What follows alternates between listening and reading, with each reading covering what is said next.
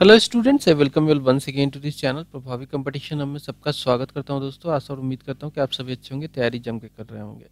दोस्तों, जैसा कि आप जानते हैं कि बीपीएससी मेंस की तैयारी मैं करवा रहा हूं और इसमें ऑलरेडी मैंने 4-5 वीडियो बना दिए हैं, जिसमें आप डेफिनेटली बहुत ही इफेक्टिव तरीके से इस नोट्स को यूज़ करके, इन नोट्स को यूज़ करके आप अपनी तैयारी कर सकते हो। काफ़ी रिसर्च के बाद मैं ये पार्टिकुलर नोट बनाता हूँ, एक कोर नोट कह सकते हैं। इसी पे आप अपना जो है कंसोलिडेट कर सकते हो। ठीक है, तो चंपारण सत्याग्रह आज का टॉपिक है। बहुत इंपॉर्टेंट होता है ये, बीपीएससी के एग्जाम्स में जो पूछे जाते हैं मेंस के क्वेश्चन, उसमें काफ़ी ज़्यादा क्वेश्चन जो है इसे रहता ही रहता है। ठीक है, एक क्वेश्चन आपको जो है फिक्स मिलता है इसमें। जैसे कि आप देख सकते हैं, पीवाईक्यू दिखा देता हूँ आपको। चंपारण सत्याग्रह से रिलेटेड आपका पीवाईक्यू है। ठीक है, 39th बीपीएससी में क्या पूछा गया था? Discuss the peasant movement of Bihar in general and intervention of Gandhi ji particularly in Champaran movement. तो मैं ये पीवाईक्यू इसलिए दिखा रहा हूँ ताकि आपको एटलीस्ट आइडिया लगे कि हाँ भाई, क्वेश्चन इस तरीके से आते हैं और आप को जो मैं कंटेंट दे रहा हूँ उससे रिलेट कर सकते हो आप डेफिनेटली।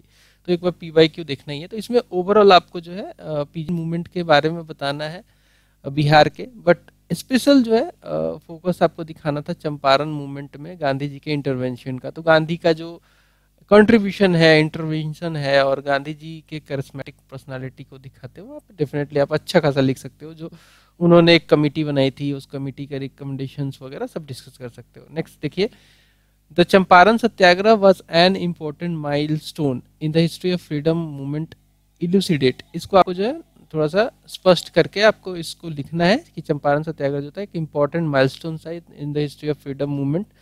हाँ बिल्कुल था, क्योंकि इसमें जो है इसको पहली बार एक ऐसा मूवमेंट था, पीजेंट मूवमेंट, जो जिसमें समाज के दूसरे वर्ग के भी लोगों ने काफी सपोर्ट किया था और नेशन वाइड हो गया था ये। तो और गांधी जी का इंपॉर्टेंस दिखाया था, पता चल गया था सबको कि गांधी जी जो है आगे चल के बहुत बड़े कंट्रीब्यूटर बनेंगे नेशनल मूवमेंट में। तो डेफिनेटली इसका बहुत इंपॉर्टेंट रोल बनता है। इसमें गांधी जी ने जो किया वो इनको एक कह सकते हैं फोर्थ फ्रंट सीट पे बिठा दिया, ड्राइविंग सीट जिसे कहते हैं इंडियन नेशनल मूवमेंट का। नेक्स्ट क्वेश्चन देखिए कैसे पूछा गया था। Do you agree with the view that the Champaran Satyagraha was turning point in the history of Indian freedom struggle? तो इसके इंपॉर्टेंस को लिखोगे यहाँ पे तो आपको क्लियरली पता चल जाएगा कि हाँ, ये एक टर्निंग पॉइंट इसने दिया है। What was the significance of Champaran Satyagraha for peasant uprising? इसमें वो इंपॉर्टेंट सिग्निफिकेंस एक ही बात है। Describe the cause and consequence of Champaran Satyagraha, तो वो भी मैं आपको कवर करा दूंगा। Explain the Champaran Satyagraha was a turning point in the freedom struggle. बार बार देख रहे हैं कि फ्रीडम स्ट्रगल में जो है टर्निंग पॉइंट आ रहा है, तो आप इसके इंपॉर्टेंस को जब लिखेंगे तो डेफिनेटली आपको ये कवर हो जाएगा। Explain the Champaran Satyagraha was turning point in freedom struggle, write a short note Champaran Satyagraha. तो इस तरीके के क्वेश्चंस अभी तक पूछे गए हैं, जो कि काफी इंपॉर्टेंट हो जा रहे हैं आपके एग्जाम पर्सपेक्टिव से। चलिए अब हम अपने टॉपिक पे आ जाते हैं वापस और इसको डिस्कस कर लेते हैं, ताकि आपको एक ओवरऑल आइडिया हो जाए। और इस पर्टिकुलर नोट पे आप कंसोलिडेट कर लेना, जो ऐड करना है कर लेना। ये आपको कोर नोट की तरीके से काम करेगा डेफिनेटली। इससे बेटर नोट आपको मिले तो डेफिनेटली यूज करो, बट मैं मानता हूँ कि काफी अच्छा नोट है। तो चंपारण सत्याग्रह 1917 की बात करेंगे। ये जो था, थोड़ा सा अगर आप इंट्रोडक्शन लिखेंगे तो लिख सकते हैं कि this was the first movement in India. कह सकते हैं कि महात्मा गांधी का पहला मूवमेंट था ये भारत में, चंपारण सत्याग्रह, जहाँ पे महात्मा गांधी का रोल काफी क्लियर निकल के आया।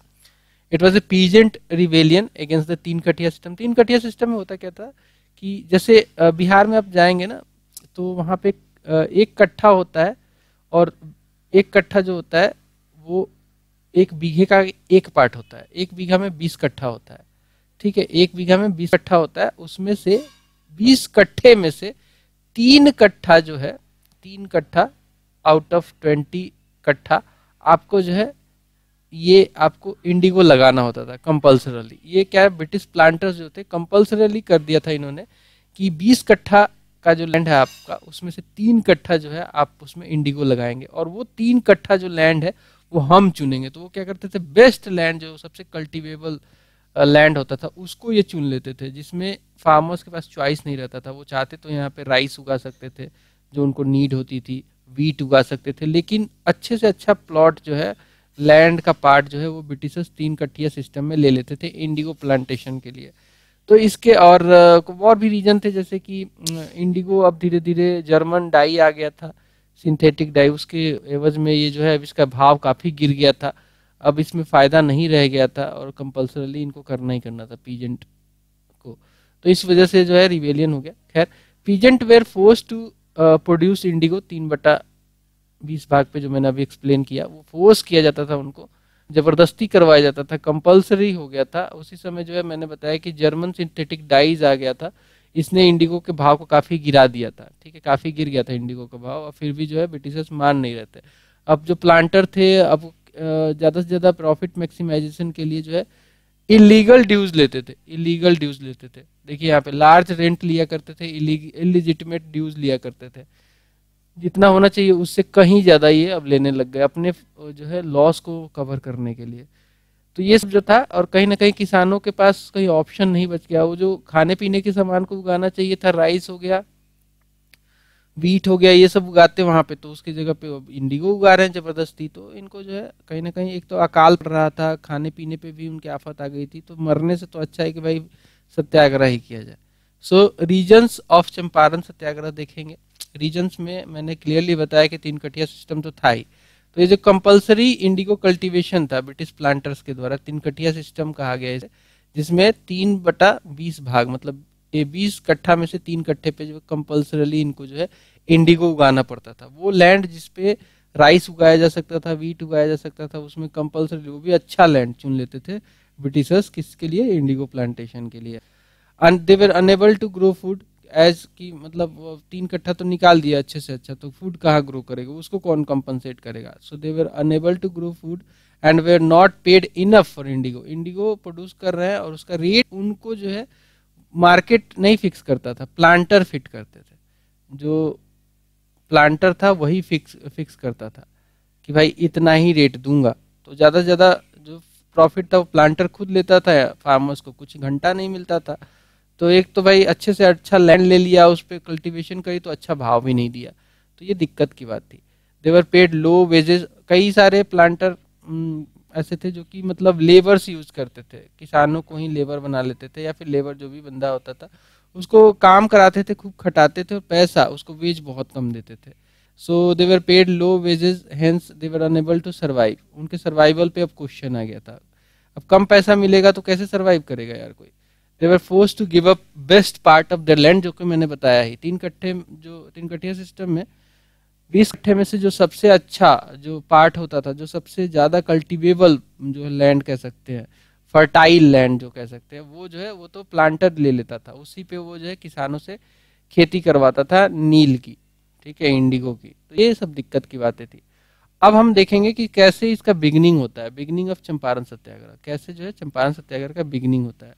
तो होता क्या है कि 1916 में, अब देखो महात्मा गांधी तो आ गए थे पहले, 1915 में ही आ गए थे, ये भारत में आ गए थे साउथ अफ्रीका से, और अब ये ऑब्जर्व कर रहे थे एक पॉलिटिकल एक्टिविटी को। इनके गुरु थे गोपाल कृष्ण गोखले, उन्होंने कहा था क्लियरली कि तुम अभी गांधी जी, तुम अभी ना अभी इमीडिएटली किसी में पार्ट मत लो, तुम ऑब्जर्व करो पॉलिटिक्स को, यहाँ पे देखो जो मूवमेंट चल रहा है उसको सोचो समझो, फिर आप अपना जो एक देख के सोच समझ के उतरना। तो गांधी जी उस समय जो है पार्टिसिपेट किए हुए थे लखनऊ सेशन में, जो कांग्रेस का था, वहां पे जस्ट देखने गए थे, उसको पार्टिसिपेट किए हुए थे। वहीं पे राजकुमार शुक्ला पहुंचे। राजकुमार शुक्ला जो थे वो फार्मर थे चंपारण के ही, ठीक है, चंपारण के ही फार्मर थे, और वो वहां पहुंचे, उनको पता था कि भाई गांधी जी ने कहीं ना कहीं साउथ अफ्रीका में तीर मारा है, साउथ अफ्रीका में काफी अच्छा काम करके आए हैं, तो ये चाहेंगे तो हमारा जो है ये प्रॉब्लम को दूर करवा सकते हैं। तो राजकुमार शुक्ला जो है इस उम्मीद में पहुंचे गांधी जी के पास, उनको बताया इंडिगो का जो प्रॉब्लम था, चंपारण के किसानों का प्रॉब्लम उनको अच्छी तरीके से सुनाया। लखनऊ सेशन चल रहा था 1916 में, लखनऊ पहुंच गए थे राजकुमार शुक्ला, और उनको बताया प्रॉब्लम, इनको प्रोजॉर्ट किया, और ये मान भी गए। तो फिर गांधी जी आते हैं बिहार में, चंपारण में आते हैं। आई थिंक पहले वो पटना उतरे थे, फिर उसके बाद चंपारण आते हैं, और चंपारण में आने के बाद वो एक आश्रम, अपना गांधीयन आश्रम जो था उसको सेटअप करते हैं, और सत्याग्रह वहीं से शुरू कर देते हैं।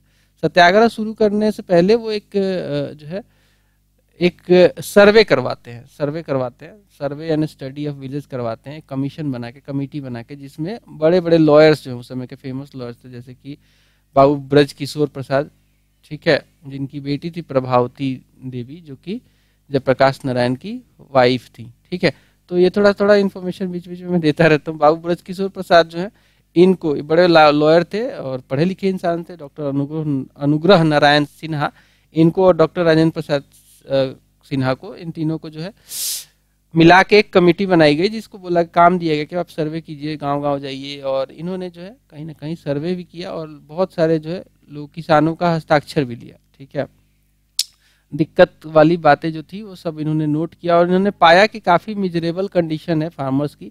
क्यों है? क्योंकि वही 3 कट्ठिया सिस्टम जो है, 3 कट्ठा जो है और 3 कट्ठा अच्छा वाला प्लॉट ले लेना, इसके अलावा जो है उनको वेज काफी कम देना, उन पे इलिजिटिमेट जो है ड्यूज चढ़ा देना, उनसे कलेक्ट करना जबरदस्ती, ये सब दिक्कतें उनको पता चली। फिर उसके बाद सब कुछ क्लियर हो गया, तो गांधी जी का अब रोल देखते हैं। गांधी जी का रोल देखते हैं। ये सब चल रहा था पैरेलली और गांधी जी अरेस्ट भी हुए। तो गांधी जी जो है बहुत इंपॉर्टेंट रोल प्ले किए इस सत्याग्रह में, कोई डाउट ही नहीं है। और ये सिविल डिसोबीडियंस के साथ स्टार्ट किया, इन्होंने गए और सिविल डिसोबीडियंस स्टार्ट किया। और जैसे पहुंचे ये चंपारण में, उसी समय जो है नजर इन पे पुलिस की, एडमिनिस्ट्रेशन की रखी जा रही थी, इनकी एक्टिविटी को मॉनिटर किया जा रहा था। और इन्होंने जैसे ये सत्याग्रह शुरू किया, सिविल डिसोबीडियंस मूवमेंट शुरू किया, तो इनको जेल भेज दिया गया, इनको जेल भेज दिया गया। और पहले तो वार्निंग दी गई, तो वार्निंग पे माने नहीं, तो इनको फाइनली जेल भेज दिया गया। और इनको जेल भेजते ही बहुत सारे जो फार्मर्स थे, बहुत लार्ज नंबर में फार्मर्स जो थे, उन्होंने जो है कहीं ना कहीं डेमोन्स्ट्रेट किया जेल के आगे, एडमिनिस्ट्रेशन के आगे। और इस प्रेशर को देखते हुए गांधी जी को रिलीज कर दिया गया, गांधी जी को रिलीज कर दिया गया, क्योंकि ब्रिटिश एडमिनिस्ट्रेशन इनको जानती थी अच्छे से और ये नहीं चाहती थी कि कोई बड़ा पंगा हो, तो ये जो है इनको रिलीज कर दिया। तो ये अपना काम जो सिविल डिसोबीडियंस चलाते रहे। और उधर पैरेलली जो है वो तो चल ही रहा था कि किसानों का दयनीय स्थिति का सर्वे चल रहा था, वो सब रिजल्ट आ गया। ठीक है, हंगर स्ट्राइक होने लग गए, सब कुछ होने लग गया, सरकार पे खूब दबाव बनाया गया और फाइनली जो है सरकार झुकी और 3 कट्ठिया सिस्टम को एबोलिश किया गया। तो और फाइनली क्या हुआ, गवर्नमेंट ने जो है साइन किया एग्रीमेंट विद फार्मर्स, फार्मर्स के साथ एग्रीमेंट साइन किया गवर्नमेंट ने। And they were allowed to grow crops of their choices. ऐसा नहीं था कि 3 कट्ठिया के तहत आप 3 कट्ठा में जो है आप इंडिगो उगाते रहेंगे, वो खत्म करके उनको बोला गया कि भाई ठीक है, आप अपनी मर्जी का जो है उगाइए, कल्टीवेट कीजिए अपनी मर्जी का क्रॉप जो भी चाहते हैं आप। ब्रिटिश रिएक्शन देखेंगे इस हेडिंग में हम, ब्रिटिश रिएक्शन चंपारण सत्याग्रह। तो वही हुआ कि 4 अक्टूबर 1917 को वो जो कमेटी बनी थी राजेंद्र प्रसाद की, ब्रजकिशोर प्रसाद की और जो अनुग्रह नारायण सिन्हा थे, उनकी कमेटी का रिपोर्ट आया। रिपोर्ट में कुछ रिकमेंडेशन थे। उस रिकमेंडेशन में पहला रिकमेंडेशन था कि एबोलिश कर दिया जाए 3 कट्ठिया सिस्टम को। ठीक है, और अगला जो रिकमेंडेशन था कि जो इलिजिमिटेड जो सेस था, जो ड्यूज लेते थे, वो अनवांटेड जो सेस चढ़ा रखा था किसानों पे, उसको जो है स्टॉप किया जाए। और इंडिगो कल्टीवेशन जो है वॉलंटरली बेसिस पे हो, ना कि कंपल्सरी बेसिस पे। अगर कोई चाहता है इंडिगो का कल्टीवेशन करना तो करे, लेकिन वॉलंटियर हो तभी करे। टेन्योर 3 साल से ज्यादा का नहीं होना चाहिए। और एरिया जो है वो प्लांटर नहीं डिसाइड करेगा, एरिया किसान डिसाइड करेगा। गवर्नमेंट ने एक्सेप्ट किया इन सभी को। ठीक है, और एबोलिश कर दिया 3 कट्ठिया सिस्टम। चंपारण एग्रीकल्चरल एक्ट भी आ गया फाइनली, जिसमें क्लियर कर दिया गया कि इंडिगो कल्टीवेशन कंपल्सरी 3 कट्ठिया सिस्टम था, उसको एबोलिश किया जा रहा है, किसानों को राइट दिया जा रहा है बहुत सारा। तो इम्पोर्टेंस देखेंगे चंपारण सत्याग्रह का, तो ये जो है फर्स्ट सिविल डिसोबीडियंस मूवमेंट था, फर्स्ट पीजेंट मूवमेंट था, जिसको नेशन वाइड में सपोर्ट मिला, अटेंशन मिला, काफी चर्चा हो रही थी उस समय नेशनल लेवल पे इसकी। It placed Gandhi ji on the forefront seat of Indian national movement. ठीक है, काफी जो है इंपॉर्टेंट इसने रोल प्ले किया, जहां पे गांधी जी जो कि आगे चल के मतलब लगातार जो है काम करते रहे इस पर्टिकुलर फील्ड में और भारत को स्वतंत्रता दिलाई थी। तो इनको फोर फ्रंट सीट पे डालने वाला यही चंपारण सत्याग्रह है। सो मेरे हिसाब से कोर फैक्ट में, कोर जो आपका जो नोट है, इससे बेटर नहीं हो सकता है। That's all from this video. इस पे आप अगर कोई पॉइंट आप ऐड करना चाहें तो डेफिनेटली ऐड कर सकते हैं, वो आपकी मर्जी है। वैसे ये पूरा जो है आपके लिए सफिशिएंट है। That's all. मिलेंगे अगले वीडियो में। चैनल को जरूर सब्सक्राइब कीजिए ऐसे ही वीडियोस देखते रहने के लिए। Bye bye.